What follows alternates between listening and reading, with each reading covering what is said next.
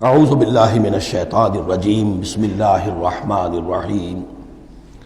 جیسا کہ میں عرض کر چکا ہوں کہ منافقین پر جو سب سے زیادہ بھاری تین چیزیں تھیں، ان میں سے سب سے پہلی اور عام طور پر اس کا صحیح اندازہ لوگوں کو نہیں ہے، وہ ہے اطاعت رسول۔ اللہ کی اطاعت وہ ایک کتاب کی اطاعت ہے۔ اللہ خود کوئی مشخص شخصیت کی حیثیت سے ہمارے سامنے موجود نہیں ہے، بالغیب ہے۔ ہمارے لیے رسول کی اطاعت بھی اس وقت اسی درجے میں ہے۔ رسول شخصاً ہمارے سامنے موجود نہیں ہے، یہ انسٹیٹیوشن ہے، اللہ کی اطاعت، رسول کی اطاعت۔ لیکن یہ جان لیجئے کہ اس وقت کے لوگوں کے لیے حضور صرف ایک انسٹیٹیوشن نہیں تھے، ایک شخص بھی تھے، اور وہاں کے لوگوں کے رشتے بھی تھے حضور کے ساتھ۔ کوئی حضور کا خسر ہے، خسر باپ کی جگہ ہوتا ہے، کوئی حضور کا داماد ہے، کوئی حضور کی بیوی ہے، رشتے ہیں۔ اب ظاہر بات ہے کہ ان کے لیے یہ بھی بڑا مشکل ہوتا تھا کہ وہ فرق کر سکیں کہ کس وقت ہمارا کیا معاملہ محمد الرسول اللہ کے ساتھ بحیثیت رسول ہو، اور کس وقت ایک شوہر کی حیثیت سے، یا ایک داماد کی حیثیت سے، یا ایک بھتیجے کی حیثیت سے۔ حضرت حمزہ کے جو بھتیجے ہیں، تو یہ تو معاملہ تھا مومنین صادقین کا، لیکن منافقین کا اس سے بڑھ کر معاملہ یہ تھا کہ ایک انسان کی اطاعت ہم کیوں کریں۔ اور یہی وہ چیز ہے کہ جو فتنہ انکار سنت اور انکار حدیث کی اصل جڑ اور بنیاد ہے۔ اباح کرتی ہے طبیعت، جیسے کہ عورت کی طبیعت اباح کرتی ہے کہ شوہر کی تابعداری کیوں کرے، آخر وہ بھی مکمل ہیومن بینگ ہے، مکمل انسان ہے، اس کے احساسات ہیں، تو آسان کام نہیں ہے کہ اس کو ریکنسائل کر سکیں۔ اسی طرح انسان کی اطاعت کرے، یہ بھی در حقیقت اس کو تسلیم کرنا، ذہناً ریکنسائل کرنا آسان نہیں۔ اور یہ چیز ظاہر بات ہے کہ جن کے دل میں یقین کھب جاتا تھا ان کے لیے آسان ہو جاتی تھی، جن کے دلوں میں یقین کی کمی تھی وہ پھر قدم قدم پر ناکنگ کرتی تھی، ان کی گاڑی چل نہیں پاتے تھے۔ اب فرمایا وَلَوْ أَنَّا كَتَبْنَا عَلَيْهِمْ، اگر ہم نے ان پر یہ فرض کر دیا ہوتا ان اقتلوا انفسکم، کہ قتل کرو اپنے آپ کو، او اخرجوا من دیارکم، یا نکلو اپنے گھروں سے، ما فعلوه الا قلیل منہم، نہ کرتے یہ کام ان میں سے مگر سوائے چند کے۔ وَلَوْ أَنَّهُمْ فَعَلُوا مَا يُوعَظُونَ، اور اگر وہ کرتے جس چیز کی کہ ان کو نصیحت کی جا رہی ہے، لَكَانَ خَيْرًا لَهُمْ، یہی ان کے لیے بہتر ہوتا، وَأَشَدَّ تَثْبِيتًا، اور ان کی ثبات ایمان اور ثبات قلب اسی کے اندر ہوتی ہے۔ وَإِذًا لَآتَيْنَاهُم مِّن لَّدُنَّا أَجْرًا عَظِيمًا، اور اس صورت میں ہم انہیں اپنے پاس سے بہت بڑا اجر دیتے۔ وَلَهَدَيْنَاهُمْ صِرَاطًا مُسْتَقِيمًا، اور انہیں ہدایت فرما دیتے سیدھی راہ کی طرف۔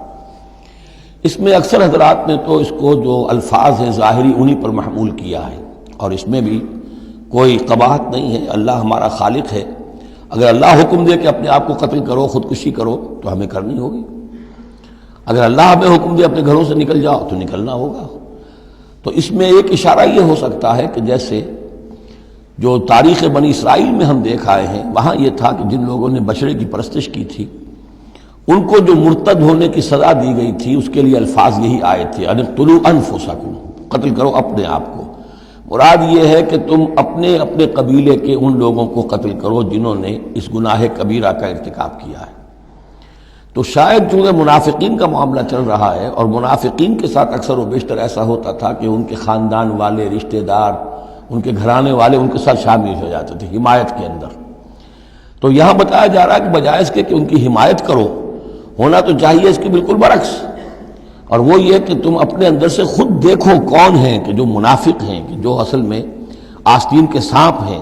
اگر اللہ تعالیٰ نے تمہیں حکم نہیں دیا ہے، اگر اللہ تعالیٰ یہ حکم بھی دے سکتا تھا کہ ہر قبیلہ، ہر گھرانہ اپنے ہاں کے منافقین کو خود قتل کرے، یہ تو حضرت عمر رضی اللہ تعالیٰ عنہ نے اپنی اس ایمان کی غیرت کے اندر، غیرت ایمانی کے اندر قتل کیا، اور اس پر انہیں غصہ آیا، اس لیے کہ بہرحال وہ ان کے اپنے خاندان کے لوگ تو نہیں تھے۔ لیکن یہ کہ اللہ تعالیٰ اگر یہ حکم دیتا تو یہ بھی تمہیں کرنا چاہیے تھا، لیکن یہ کہ اللہ کے علم میں ہے کہ تم میں سے بہت کم لوگ ہوتے کہ جو اس حکم کی تعمیل کر سکتے، اور اگر کر گزرتے ما یوعظون بہ لکان خیرا لہم واشد تثبیتا واذا لآتیناہم من لدنا اجرا عظیما ولہدیناہم صراطا مستقیما۔ اب اس کے بعد یہ اطاعت رسول کے موضوع پر جو عظیم ترین آیت ہے قرآن کی وہ آ رہی ہے۔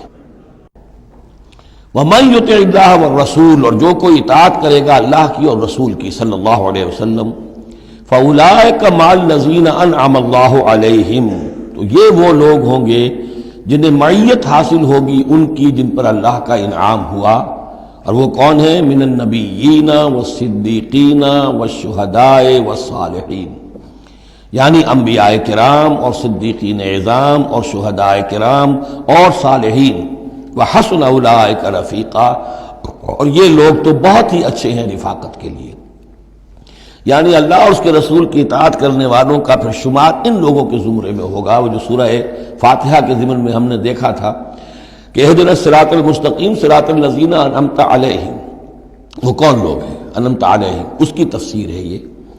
فاولئک مع الذین انعم اللہ علیہم من النبیین والصدیقین والشہداء والصالحین، ایک بیس لائن ہے، صالح مسلمان، نیک نیت مسلمان، دل میں خلوص کے ساتھ ایمان ہے، صالح ہے، حکم پر عمل کر رہا ہے، محرمات سے بچا ہوا ہے۔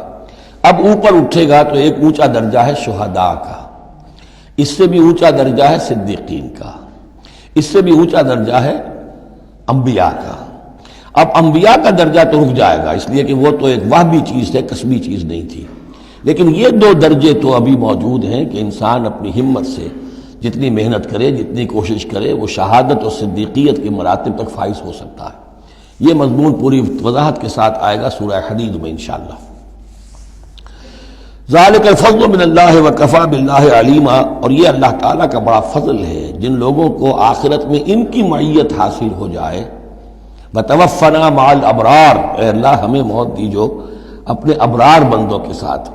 تو واقعہ یہ ہے ذالک الفضل من اللہ وکفی باللہ علیما، یہ تو اللہ کا بہت بڑا فضل ہے، اور اللہ کافی ہے ہر شے کے جاننے کے لیے، یعنی کون کس استعداد کا حامل ہے، کون کس قدر و منزلت کا حامل ہے، اللہ خوب جانتا ہے۔